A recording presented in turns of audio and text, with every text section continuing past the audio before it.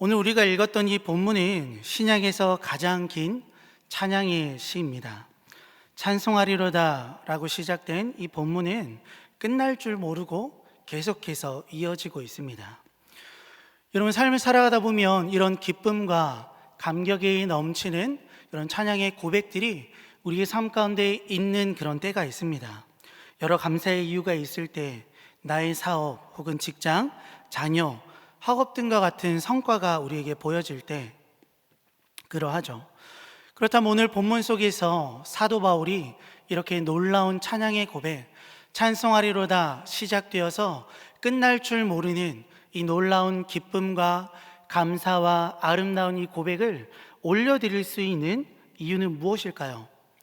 도대체 얼마나 큰 기쁨이, 얼마나 큰 감사가 사도 바울의 삶 가운데 놀랍게 이루어졌길래 이렇게 놀랍고 영광스러운 기쁨의 찬송을 하나님 앞에 올려드릴 수 있게 되어지는 것일까요? 사실 오늘 본문 속 사도 바울이 그리고 함께 하나님을 찬양합시다 초청함 받는 에베소 사람들의 상황이 그렇게 좋은 것은 결코 아닙니다. 아니, 오히려 은혜, 평강, 기쁨과는 거리가 먼 하루하루를 그들은 보내고 있습니다. 우리가 잘 알고 있듯이 에베소 교회는 사도 바울의 2차 전도 여행 중에 세워진 교회입니다. 그곳에서 사도 바울은 그리스도의 복음을 선포했습니다. 그리고 하나님께서는 그 사도 바울을 통하여서 놀라운 기적들을 에베소 교회 가운데 드러내기 시작하시죠. 병자들이 치유함 받고 하나님의 살아계심, 그분의 은혜로우심, 그분의 역사하심을 함께한 모든 이들이 인정할 수밖에 없는 상황들이 그곳 가운데 충만하였습니다. 복음이 널리 전파됨을 통하여서 그리스도의 복음 앞에 회심하는 자들 또한 여럿 생겼습니다. 그들이 반응했던, 그들이 들었던 그 복음 가운데 신실함으로 반응하기 시작하는데요, 사도행전 19장 19절은 이렇게 말합니다. 또 마술을 행하던 많은 사람이 그 책을 모아가지고 와서 모든 사람 앞에서 불사라니 그 책값을 계산한 즉 온 은 5만이나 되더라. 사도행전 19장 19절은 그들이 태운 그 책의 가치가 은 5만이나 되었다라고 말합니다. 은 5만 드라크마, 쉽게 말하면 성인 남성이 5만 일을 수고해야, 노동해야 벌 수 있는 금액입니다. 대략 하루 일당을 10만 원으로 계산하면 50억, 20만 원으로 계산하면 100억 정도의 가치가 바로 그들이 불태운 그 책의 가치입니다. 그들은 앞서 그들의 삶의 문제를 해결하기 위하여서 주술을 의지했던 이들입니다. 하지만 예수 그리스도를 믿고 나서 그들은 삶을 돌이키기로 결단합니다. 하나님 앞에 내가 무엇을 해야 될까? 예수 그리스도의 그 놀라운 은혜 앞에, 우리에게 주어진 놀라운 그 사랑의 복음 앞에 내가 어떻게 반응해야 될까라는 물음이 그들에게 있었다라는 것입니다. 그리고 그들은 그 물음 앞에 자신이 보일 수 있는 신실함으로 놀라운 삶의 반응과 변화와 결단으로 하나님 앞에 나아갔습니다. 그렇다면 여러분, 은 5만, 즉 50억에서 100억 정도 되는 그 가치를 그 함께한 이들이 불태우면서 그들이 기대했던 바는 여러분 무엇일까요? 그들이 누리고 있는 이 은혜, 하나님의 어미하심과 위대하심과 우리를 향한 그분의 은혜가 우리 가운데 날마다 베풀어지는 것, 지금 함께한 공동체가 더 힘있게 든든히 세워져 가며 그리스도의 복음이 더욱더 신실함으로 우리 공동체 속에 함께한 나의 삶 가운데, 나의 가정 가운데 드러나는 것, 여러분, 그런 것이 아니었을까요?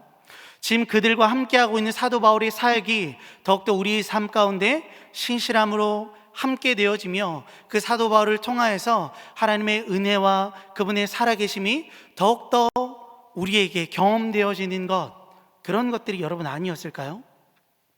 그런데 그들이 그렇게 반응한 이후 그들의 삶은 그들이 기대했던 바대로 흘러가지 않습니다. 사도행전 19장 23절을 보면 이렇게 기록해요. 그때쯤 되어 이 도로 말미암아 적지 않은 소동이 있었으니, 이어서 27절은 이렇게 말합니다. 우리의 영업이 천하여질 위험이 있을 뿐 아니라 큰 여신 아데미의 신전도 무시당하게 되고 온 아시아와 천하가 위하는 그의 위엄도 떨어질까 하노라 하였더라. 은세공업자들이 이런 일들이 계속해서 그들의 도시 에베소 가운데 일어나니까 그들은 걱정을 했습니다. 이런 일들이 우리 이 도시 가운데 점점 더 흥황하여지고 점점 더 많은 이들이 예수 그리스도의 복음에 반응한다면 우리가 지금 행하고 있는 이 사업들, 이것이 망하진 않을까라는 그런 걱정들이 그들에게 있었습니다. 그래서 그들은 그곳에서 소동을 일으킵니다. 그 소동을 일으켜서 사도 바울을 쫓아내고 그들이 행하고 있는 그 사업들이 온전히 다시금 자리를 찾기를 원하는 그런 마음들이 그 은세공업자에게 있었습니다. 그래서 그들은 소동을 일으키고 그 소동의 결과는 갑작스럽게 종료되어지는 사도 바울의 사역이었습니다. 사도행전 20장 1절입니다. 소요가 그침에 바울은 제자들을 불러 권한 후에 작별하고 떠나 마게도냐로 가니라. 갑자기 그 사역들이 중단되어집니다. 그들이 기대했던 것, 그들이 불태우며 그들이 의지했던 것을 하나님 앞에 내어드리며 그들이 기대하고 기도했던 그 모든 은혜의 방편들이 끊어진 것 같은 현실을 그들은 마주할 수밖에 없었습니다. 그들을 지금까지 이끌어주고 가르쳐주고 하나님의 은혜로 권면하며 그들의 삶을 돌봐줬던 사도 바울이 갑자기 사라져버렸습니다. 그리고 사도 바울은 사라졌지만 그들 가운데 남아있는 이들이 있었습니다. 그들은 바로 사도 바울을 쫓아냈던 호의적이지 않은 사람들의 시선이죠. 여러분, 또한 더 나아가서 주위에 존재하는 믿음을 흔드는 여러 유혹들은 계속해서 존재했습니다. 이런 에베소라는 지역은요, 고대 사회에서 유명했던 지역입니다. 왜냐하면 고대 7대 불가사의 중 하나인 아데미 신전이 그곳에 있었기 때문입니다. 우리가 잘 알고 있는 피라미드, 그리고 바벨론의 공중정원, 이런 것과 같이 이것은 도무지 사람이 만든 것이라 할 수 없다라고 여겨지는 것이 바로 7대 불가사의였습니다. 그리고 그곳 중에 하나가 바로 에베소 지역에 굳건히 서 있는 아데미 신전이었습니다. 여러분, 지금 우리 세계에서 유네스코 1번으로 등재되어 있는 것이 무엇인지 혹시 알고 계십니까? 유네스코 세계유산 1호는 파르테논 신전입니다. 기록에 따르면요, 여러분, 아데미 신전, 이 신전은요, 지금 남아있는 우리 모든 인류가 이거는 우리가 가장 귀하고 가치 있게 여겨야 할 문화유산이야 라고 인정해서 1호로 삼은 그 파르테논 신전보다 무려 4배가 큰 신전입니다. 사람이 만들었다 생각하지 못할 위대한, 그리고 보기만 해도 놀라운 신전이 바로 이 아데미 신전이었습니다. 기록에 따르면 그 기둥의 높이는 무려 18m나 되었습니다. 그리고 그 아데미 신전에서 너무나 당연하다고 그 여신을 섬기며 그 신전을 출입하는 너무나 많은 이들이 있었고, 매일 치러지는 화려한 종교적 의식 속에서 하나님을 섬기는 그들의 마음은 점점 더 위축되어져 갔을 것 같아요. 그것이 그들의 마음을 흔들었을 것 같습니다. 자신이 믿고 바라고 소망하고 의지했던 것은 점점 더 쇠락해져 가는 것 같아요. 점점 더 연약해져 가는 것만 같습니다. 하지만 변함없이 웅장하고 변함없이 견고한 아데미 여신을 바라볼 때 그들의 마음은 너무나 낙담되고 힘들었을 것 같습니다. 그렇다면 그들을 향하여서 우리 함께 이 하나님을 찬양합시다. 우리의 찬양과 영광과 경배를 받으시기에 합당한 이 하나님의 이름을 우리 함께 높여드립시다 라고 요청하는 여러분, 사도 바울의 상황은 그러면 조금 더 나을까요? 그렇지 않습니다. 우린 에베소서를 어떻게 알고 있습니까? 다른 성경과 더불어서 우린 에베소서를 옥중서신이라고 칭하기도 해요. 무슨 말입니까? 옥중에서, 감옥 중에서 기록한 서신이라는 말입니다. 이런 사도 바울은요, 하나님을 위하여서, 그리고 더 나아가서 그리스도의 복음을 위하여서 수고하며 또한 헌신했던 사도입니다. 하지만 여러분, 그가 10년여 동안 1차, 2차, 3차 전도 여행을 행하는데요, 그 이후 그가 마주한 현실은 무엇입니까? 어떤 영광스러운 것입니까? 그의 마음을 위로하고 격려하고 수고했다고 칭찬하는 많은 이들의 그런 칭찬과 격려와 호의와 그 이후 누리는 풍족한 혹은 안락한 그런 삶입니까? 그렇지 않습니다. 10여 년 동안 그리스도의 복음을 위하여 수고하고 헌신하고 매를 맞고 죽을 뻔한 그런 여러 경험들을 그리고 여러 번의 파선을 겪었고 강도의 위협과 육체적인 연약함을 감수하면서까지 그리스도의 복음을 위하여 수고하고 헌신한 그 10여 년 기간 후에 그가 마주한 것은 여러분 너무나 놀랍게도 4년여 동안 이어지는 감옥 생활이었습니다.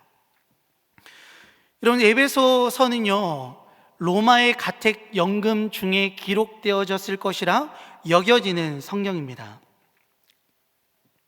근데 그 전에도 그는 가이사랴 빌립보라는 지역에서 2년여 동안 이제 감옥 생활을 한 뒤의 상황입니다. 여러분, 가이사랴 빌립보 2년의 감옥 생활 분명 쉽지 않았겠죠.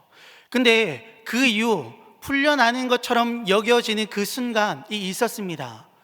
네, 그 호송의 순간, 그는 무엇을 기대했을까요?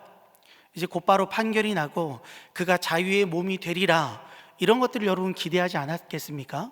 하나님의 은혜가 적극적으로 임하셔서 그래 2년여 동안 나 수고했지, 하지만 이제는 하나님의 은혜가 나의 삶 가운데 그래 이렇게 수고하고 헌신한 나의 삶 가운데 이제 있을 거야, 이제는 자유의 몸이 될 것이고 많은 이들로부터 그래 바울 2년 동안 수고했어요 라는 위로도 받겠지, 그래 그런 격려들이 나를 기다리고 있겠지 라고 여러분 생각하지 않았겠습니까? 근데 그가 경험하는 현실은 무엇입니까? 이어진 2년여 동안 가택연금이었습니다. 여러분, 쉽게 말하면 집을 구해서 로마 시내에 갇혀 지내는 것, 그것이 사도 바울이 마주한 현실이었습니다. 그리고 그곳을 렌트하기 위한 비용은 온전히 사도 바울이 감당해야만 했습니다. 여러분, 돈을 벌 수 없는 처지입니다. 그렇다면 무엇을 기대해야 합니까? 다른 이들의 도움을 기대해야 합니다. 그리고 또한 많은 이들의 도움이 없다면 살아갈 수 없는 그런 현실을 그는 마주하고 있어요. 하지만 그런 그를 향하여서 많은 사람들이 일어나 그를 비난하기 시작합니다. 하나님의 사도라면, 그가 정말 그의 말대로, 그의 주장대로 하나님의 사도라면 그의 삶이 이럴 리가 없어, 저 사람은 하나님의 신실한 사도가 아닐 거야 라는 비난의 목소리가 하나둘 들려오기 시작합니다. 그리고 그로 인하여서 많은 사람들이, 많은 후원의 손길들이 그에게서 등을 돌리기 시작해요. 여러 모함과 비난, 그리고 그를 어느샌가 잊어버린 듯한 다른 사람들의 그런 주위의 모습들을, 주위의 사람들이 하나둘 보여지기 시작합니다. 그때 적혀진 서신이 바로 에베소서입니다. 여러분, 그렇다면 어떻습니까? 편지를 적는 사람도, 편지를 받는 사람도 이 감사와 기쁨이 넘치는 이 찬양의 고백과는 전혀 어울리지가 않는 것 같아요. 찬송하리로다 라고 시작된 이후에 끝날 줄 모르는 이 찬양과 기쁨과 감사의 시와는 전혀 어울리지 않습니다. 이 찬양을 고백하는 바울도 그렇고요, 함께 이 주님을 찬양합시다, 함께 권면받는 에베소 성도들도 분명 그렇지 않아요. 그들이 경험하고 있는 현실은 비참해 보입니다. 하나님께서 정말 살아계십니까? 우리의 삶 가운데 역사하십니까? 하나님 정말 우리의 삶을 지켜보고 계십니까? 나와 함께한다 말씀하시는데 정말 주님 살아계십니까? 그렇다면 하나님, 제가 경험한 이 상황들은 어떻게 설명됩니까? 라는 물음들이 여러분 터져 나올 수밖에 없는 상황들, 그것이 바로 그들 두 편의 모습임이 분명합니다. 근데 그런 상황 속 사도 바울에게 한 가지 소식이 들려와요. 그 소식은 바로 에베소, 그가 그렇게 길게 사역했던 그곳에서 갈등이 있다라는 소식입니다. 이런 어디를 찾아봐도 여러분, 사도 바울의 감사와 기쁨, 이것은 그에게 어울리지 않습니다. 하지만 여러분, 그럼에도 불구하고 우리가 바라보고 있는 것은 무엇입니까? 참 그런 상황에도 불구하고 사도 바울은 이 놀라운 고백을 하나님 앞에 드리고 있다라는 거예요. 우리 함께 이 주님을 찬양합시다 라고 권하고 있다라는 겁니다. 그렇다면 여러분, 이런 여러 어려움 속에도 불구하고, 이런 여러 제약들 속에도 불구하고, 낙담할 만한 여러 요소들에도 불구하고 이 놀라운 찬양과 기쁨의 고백이 사도 바울에게 있는 이유, 또한 그것을 그 에베소 성도들에게 권하고 있는 여러분, 그 이유는 여러분, 그렇다면 무엇일까요? 무엇이 여러분 이런 좌절할 수밖에 없고 낙담할 수밖에 없는 그 상황과 여건들 속에서, 그 환경들 속에서 이런 놀라운 기쁨과 감사의 찬양들을 이끌어내고 있는 것일까요? 오늘 본문 3절은 이렇게 고백합니다. 찬송하리로다. 하나님 곧 우리 주 예수 그리스도의 아버지께서 그리스도 안에서 하늘에 속한 모든 신령한 복을 우리에게 주시되.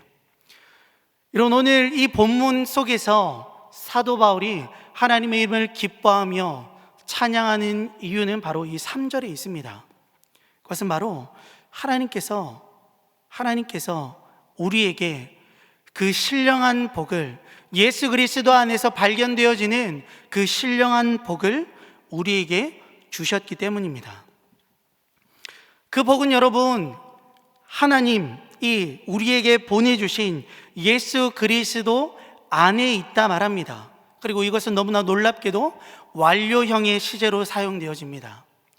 현재의 형이 아니라 혹은 미래에 우리에게 그것이 주어질 것입니다. 그렇기 때문에 우리 함께 기뻐합시다가 아니라 이미 우리는 그런 은혜를 누리고 있습니다.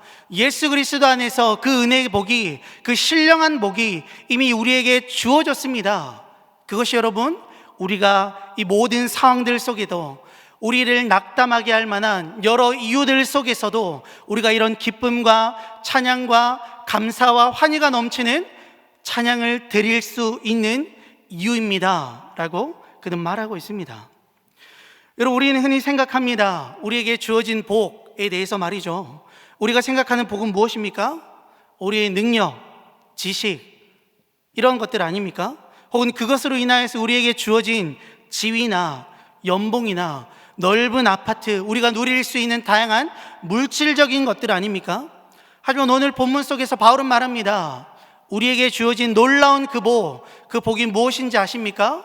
그것은 우리의 모든 상황들을 뛰어넘어서 우리에게 이미 주어진, 또한 예수 그리스도 안에서 발견되어진 신령한 복입니다. 그것이 바로 여러분, 모든 상황을 뛰어넘어 사도 바울이 찬양의 고백을 드릴 수 있는 이유라고 선포하고 있습니다. 사실 오늘 본문은요, 앞서 말씀드렸듯 한 문장입니다. 근데 한 문장이라고 말하기에는 굉장히 분량이 길죠. 3절부터 14절까지이기 때문이죠. 그렇기 때문에 여러분, 우리는 이 본문을 잘 해석하기가 쉽지 않습니다. 이 본문이 말하는 바, 이 본문이 주목하고자 하는 바가 무엇인지를 아는 것이, 그것을 밝히 보는 것이 쉽지가 않아요. 근데 여러분, 오늘 본문을 쭉 살펴보다 보면 계속해서 반복되어지는 문구가 있습니다. 그 문구는 다음과 같습니다. 하나님의 영광을 찬송하게 하려 하기 위함이다 라는 본문입니다. 이 구절은요, 본문 6절 그리고 12절, 14절 가운데 등장합니다. 그리고 오늘 이 전체 본문은요, 이 세 개의 단락들, 이것을 중심으로 해서 세 개의 단락으로 구분할 수가 있어요. 첫 단락 3절부터 6절까지의 본문은 우리의 구원을 위하여서 하나님께서 행하신 놀라운 사역들에 대해서 말해주고 있습니다. 하나님께서 우리의 구원을 위하여 행하신 그 사역, 그 놀라운 은혜들에 대하여서 오늘 본문 3절에서 6절까지는 말하고 있습니다. 그리고 그 핵심 키워드는 택하심과 예정하심입니다. 4절과 5절 속에서 사도 바울은 말합니다. 곧 창세전에 그리스도 안에서 우리를 택하사 우리로 사랑 안에서 그 앞에 거룩하고 흠이 없게 하시려고 그 기쁘신 뜻대로 우리를 예정하사 예수 그리스도로 말미암아 자기의 아들들이 되게 하셨으니 라고 말이죠. 하나님께서는 우리의 구원을 위하여서 우리를 택하시고 우리를 예정하여 주셨다라고 말합니다. 그리고 그것을 하기 위하여서 하나님께서 우리를 거룩하고 흠이 없게 하시려고 우리를 택하셨고 그리스도로 말미암아 자신의 아들들이 되게 하셨다라고 오늘 본문을 통해 사도 바울은 말하고 있습니다. 즉 우리의 삶을 하나님의 은혜 안에서 우리를 온전한 하나님의 자녀로 삼아 주시기 위하여서 우리를 택하셨다라고 말하고 있어요. 우리는 하나님의 택하심에 대하여서 흔히 오해들을 합니다. 하나님께서 우리를 택하여 주셔서 우리에게 어떤 것을 기대하고 계신다라고 생각해요. 택하신 이유가 무엇일까라는 이 질문 앞에 우리는 다른 것이 아니라 더 많은 수고와 헌신을 드리기 위해서 혹은 더 많은 헌금을 하나님께 드리기 위해서라고 생각할 때가 있지만 그렇지 않습니다. 하나님께서 우리를 택하신 이유는 오늘 본문이 말합니다. 거룩하고 흠이 없게 하시려고, 또한 하나님의 자녀로 온전하게 우리를 회복시켜 주시려고 라고 말합니다. 하나님께서 우리를 택하시고 구원하여 주신 그 목적은 하나님과 친밀한 사귐이 있는 자녀로 우리를 회복시켜 주시기 위함입니다. 아들로서 아버지 되신 하나님과의 온전한 사귐과 교제를 회복시켜 주시기 위함, 이것이 하나님께서 우리를 택하신 목적입니다. 이것은 여러분 십계명 제1계명에 굉장히 밝히 드러납니다. 십계명 제1계명이 무엇입니까? 나 외에 다른 신들을 내게 두지 말라라는 말입니다. 여러분 우리는 이것의 의미를 쉽게 파악하지 못해요. 왜냐하면 우리에게 더 익숙하고 확실하게 다가올 수 있는 문구는 이런 말이 아니기 때문이죠. 그보다 훨씬 더 나 외에 다른 신들을 나 외에는 다른 신들을 섬기지 말라, 이런 것이 우리에게 훨씬 더 확 와닿습니다. 하지만 십계명 제1계명은 뭡니까? 나 외에 다른 신들을 내게 두지 말라라는 약간은 애매모호해 보일 수 있는 말들이죠. 여러분 여기 십계명 제1계명 속에서 나 외에는 이라고 번역되어 있는 이 히브리어는요 알파나이라는 히브리어입니다. 그리고 그 히브리어의 뜻은 내 얼굴 앞에라는 말이에요. 그러니까 여러분 하나님께서 이스라엘 백성들을 구원하여 내셨습니다. 그리고 그들을 신의 산으로 불러주셨어요. 그리고 드디어 하나님께서 그들과 하나님의 그 관계를 맺으십니다. 하나님께서는 그들의 남편이 되시고 이스라엘 백성들은 그들의 아내가 되는, 나는 너의 아버지 되고 너의 남편이 되고 너는 나의 아내가 되는 그 관계를 그곳에서 재설정하세요. 그렇다면 여러분 그 관계 속에서, 그 시간 속에서 하나님께서 가장 먼저 말씀하시는 것은 어떤 내용이죠? 가장 중요한 것 아니겠습니까? 그 어떤 시간에도, 그 어떤 상황들 속에서도 이것만은 지켜지기를 원하는 것, 너희가 이것만은 기억했으면 좋겠는 것, 그것 아니겠습니까? 근데 그때 하나님 말씀하십니다. 너와 내 얼굴 앞에 우리 다른 것을 두지 말자라고 말이죠. 쉽게 말하면 그거죠. 우리 서로의 얼굴만은 주목하자. 서로의 얼굴만, 서로의 존재만으로 인하여서 만족하는 관계, 나는 너에게 그것을 원한다. 하나님은 말씀하고 계세요. 여러분 서로의 존재만으로 인하여서 만족하는 관계, 우리는 그 관계를 뭐라고 말합니까? 네, 사랑의 관계라고 말합니다. 서로만으로 인하여서, 다른 것이 아니라 서로가 주는 것들이 아니라 서로만을 위하여서, 서로만으로 인하여서 만족하고 기뻐할 수 있는 그 관계, 그것은 여러분 다른 관계가 아니라 사랑의 관계입니다. 하나님께서 우리에게 원하시는 관계는요 바로 이것입니다. 서로만으로 인하여서 만족하는 관계, 서로의 존재 자체만으로 인하여서 기뻐하는 관계, 그것이 하나님께서 우리에게 주기를 원하시고 또한 말씀하신 가장 첫 번째 복이라는 겁니다. 오늘 사도 바울이 말하는 그가 하나님 앞에 놀라운 찬양과 기쁨의 고백을 드릴 수 있는 첫 번째 이유는 우리를 택하신 하나님의 놀라운 사랑과 은혜로 말미암습니다. 그리고 7절부터 이어지는 두 번째 단락은 12절까지 이어집니다. 그리고 이 구절 가운데 그가 말하고 있는 바는 우리를 구원하기 위한 예수 그리스도의 사역입니다.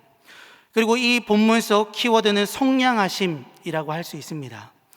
이런 사실 속량이라는 이 단어는요, 기독교적인 키워드가 결코 아닙니다. 그보다 훨씬 더 먼저 있었던 단어죠. 그리고 이 용어는 노예 시장에서 심심찮게 통용되어졌던 단어입니다. 속량이라는 이 단어는요, 종의 자유를 위하여서 주인이 지불해야 했던 그 값, 그리고 값을 지불하는 그 행위 자체를 일컫습니다. 그리고 사도 바울은 말합니다. 예수 그리스도께서 우리를 위하여서 하신 일이 바로 이 속량하심입니다 라고 말이죠. 여러분, 우리는 사단의 노예되었던 자들입니다. 에베소서 2장 1절은 우리에게 이렇게 말합니다. 그는 허물과 죄로 죽었던 너희를 살리셨도다. 사도 바울은 말합니다. 우리가 이미 죽었었습니다. 하나님께서 우리에게 어떤 걸 해주고 싶으셔도 우리는 그 어떤 반응도 드릴 수 없었던 존재였습니다. 우리는 우리의 구원을 위하여서 그 어떤 행위도, 그 어떤 결단도 쓰고도 할 수 없었던 사람입니다 라고 사도 바울은 말하고 있어요. 누군가가 우리에게 베풀어 줄 만한 그런 은혜를 구할 수 없는 자들, 그럴 만한 가치도 없었던 자들이라고 분명 말해주고 있습니다. 하지만 예수님께서는 그런 우리에게 그분의 놀라운 은혜를 허락하여 주세요. 더 나아가서 생명을 허락하여 주십니다.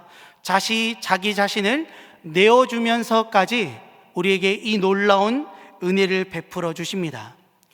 그리고 우리에게 이런 놀라운 은혜를 베풀어 주셨음에도 불구하고 우리에게 그 어떤 것도 요구하지 않으세요. 구원을 위하여서 우리의 반응이나 우리의 어떤 행동이나 결단들을 하나님은 말씀하지 않으십니다.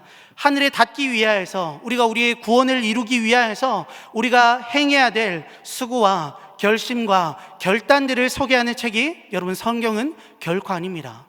그렇다면 여러분, 성경은, 그리고 더 나아가서 오늘 본문은 우리에게 무엇을 말해주고 있습니까? 우리의 구원을 위하여서 우리가 행할 일들, 우리가 노력해야 할 항목들을 열거하는 것이 아니라 아무런 소망 없었던 우리의 구원을 위하여서 하나님께서 행하신 일들을 소개하고 있어요. 그게 여러분 성경의 핵심입니다. 우리의 구원을 우리가 이룰 수 없기 때문에 우리의 수고와 노력과 결심과 결단으로는 할 수 없었던 그 일들을 하나님께서 예수 그리스도를 이 땅 가운데 보내주셔서 우리에게 구원을 이루게 하신 그 일, 우리에게 선물로 주신 그 놀라운 구속의 그 은혜의 사역들에 대해서 성경은 선포할 뿐입니다. 우리의 구원을 위하여서 우리가 행할 우리의 수고와 노력들을 말해주는 책이 아니라 우리의 구원을 위하여서 하나님의 편에서 행하신 일들을 소개하는 책, 그것이 바로 성경입니다. 그리고 그것이 누구를 통하여서 우리에게 주어졌습니까?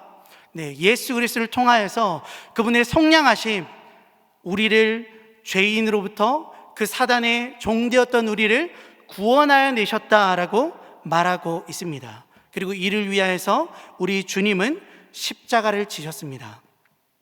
이것이 여러분 사도 바울이 고백하는 찬양의 두 번째 이유가 됩니다. 여러분, 근데 사실 우리는 그럴 만한 가치가 있는 자들이 결코 아닙니다. 우리는 우리의 부족함에 대해서 너무나 잘 알고 있습니다. 하나님의 사랑을 받아 누리기에는 너무나 부족한 자들, 하나님께서 은혜를 허락하여 주셨음에도 불구하고 변화되는 것이 너무나 어렵고 하나님의 은혜와 사랑 가운데 반응하는 것이 너무나 어려운, 그래서 항상 실패를 경험하는 연약한 자들, 우리는 그것을 너무나 잘 알고 있어요. 그래서 우리는 과연 하나님께서 나에게 이런 은혜를 베풀 만한 그런 가치가 우리에게 있을까라고 묻지만 하나님은 다르게 말씀하십니다. 하나님은 우리를 그럴 가치가 있는 존재로 바라보세요. 하나님께서는 여러분, 우리의 연약함을 주목하지 않으십니다. 우리의 부족함을 책잡으셔서 우리의 가치를 평가절하하는데 그분의 시선과 관심이 있는 것이 결코 아닙니다. 그럼 무엇에 관심이 있습니까? 그 은혜를 허락하여 주심으로 말미암아 우리가 하나님 앞에 누리게 될 은혜, 그리고 그분과의 사귐을 통하여서 우리가 그분으로 말미암아 누리게 될 놀라운 사랑과 기쁨, 그것을 하나님께서 우리에게 허락하여 주시길 원하세요. 하나님은 바로 그것에 관심이 있으십니다. 그리고 이어서 13절과 14절은 우리의 구원을 위하여서 성령 하나님께서 우리를 위하여 행하신 일들이 기록되어져 있습니다. 그것은 바로 성령으로 우리를 인쳐주심이며 또한 그리스도의 그 십자가의 사역이 우리의 삶 가운데 온전히 적용되도록 도우시는 분이시다라는 겁니다. 여러분, 이처럼 사도 바울이 그의 상황을 뛰어넘어 하나님을 향한 찬양과 기쁨의 고백을 드릴 수 있었던 이유는 여러분 결코 다른 것이 아닙니다. 그의 상황이 좋았기 때문에, 다른 모든 일이 부러워할 만한 다양한 요소들을 그가 갖췄기 때문이 결코 아닙니다. 그렇다면 여러분, 그가 모든 상황들을 뛰어넘어서 하나님에 대한 기쁨과 찬양을 올려드릴 수 있었던 이유는 무엇입니까? 그것은 바로 삼위 하나님의 힘과 능력과 지혜를 다한 구속의 사역이 그의 삶 가운데 부어지고 있음을 그가 알았기 때문입니다. 그리고 이 놀라운 은혜는 이전에 자격 없다 여겨졌던 이방인들에게도 주어졌다라고 11절부터 14절을 통하여 말해주고 있습니다. 이것을 통하여 다시 한번 사도 바울은 말합니다. 우리의 구원은 우리에게 달려있는 것이 결코 아닙니다. 우리의 자격 있음으로 말미암아 우리에게 주어지는 것이 아니라 하나님의 은혜로 말미암아 값없이 우리에게 주어졌습니다. 그리고 이것이 우리가 상황과 환경을 뛰어넘어 하나님 앞에 온전한 찬양과 기쁨의 고백을 올려드릴 수 있는 놀라운 이유입니다 라고 사도 바울은 말하고 있습니다. 여러분, 오늘을 살아가고 있는 우리 또한 이런 놀라운 은혜를 받은 존재인 줄 믿습니다. 사도 바울은 바로 이 사실을 알았기 때문에 그의 상황을 뛰어넘는 찬양을 고백할 수 있었던 거예요. 우리를 둘러싼 상황과 환경은 우리의 찬양을 멈추게 할 수 없습니다. 왜냐하면 우리의 상황과 환경들은 하나님께서 허락하여 주신 이 기쁨을 덮지 못하기 때문입니다. 신명기 33장 29절은 이렇게 말합니다. 이스라엘이여, 너는 행복한 사람이로다. 여호와의 구원을 너같이 얻은 백성이 누구냐. 신명기는 말합니다. 우리는 행복한 사람입니다 라고 말이죠. 왜 그렇다고 말합니까? 여호와의 구원을 우리처럼 받은 자가 없기 때문입니다. 우리가 상황을 뛰어넘어 찬양을 드릴 수 있는 이유는 바로 그것입니다. 우린 우리의 삶을 살아가다 보면 참으로 메마른 것처럼 혹은 사망의 골짜기처럼 여겨지는 순간들이 분명히 있습니다. 우리의 삶이 메말랐다라고 말할 수밖에 없고, 우리의 삶이 참 사망의 음침한 골짜기 속에 있다라고 말할 수밖에 없는 그 상황들이 분명 우리의 삶 가운데 있습니다. 우리는 하루하루 그 시간들을 경험하고 있을 수 있습니다. 그 시간들 속에서 우리는 어떻게 보여집니까? 너무나 초라하게 보여져요. 힘없는 자로 보여집니다. 정말 소망이 없는 자로 보여집니다. 그래서 우린 다른 이들과 비교하며 우리의 가치를 깎아내리기 바쁘죠. 하지만 주님께서 말씀하십니다. 우리가 존귀한 자다라고 말이죠. 또한 여러분, 우리가 메마른 그곳에서도, 그리고 사망의 음침한 골짜기 속에서도 찬양을 드릴 수 있는 이유에 대해서 이사야서 58장 11절, 그리고 시편 23편 23편을 통하여서 이렇게 말해요. 여호와가 너를 항상 인도하며 라고 말이죠. 또한 시편 23편 속에서도 다윗은 이렇게 고백합니다. 하나님께서 우리의 삶을 인도하여 주시기 때문에 라고 말이죠. 여러분의 상황이 지금 메마른 것처럼 사망의 음침한 골짜기처럼 여겨지십니까? 그래서 우리에게 어느샌가 기쁨과 감사가 끊어져 버린 것처럼 여겨지십니까? 하지만 여러분, 그 속에서도 이 성경의 저자들은 기뻐할 수 있다라고 말합니다. 왜 그렇습니까? 하나님께서 우리의 삶을 이끄시는 분이시기 때문입니다. 또한 더 나아가서 하나님께서 놀라운 구속의 사역을 우리의 삶 가운데 베풀어 주신 분이시기 때문입니다.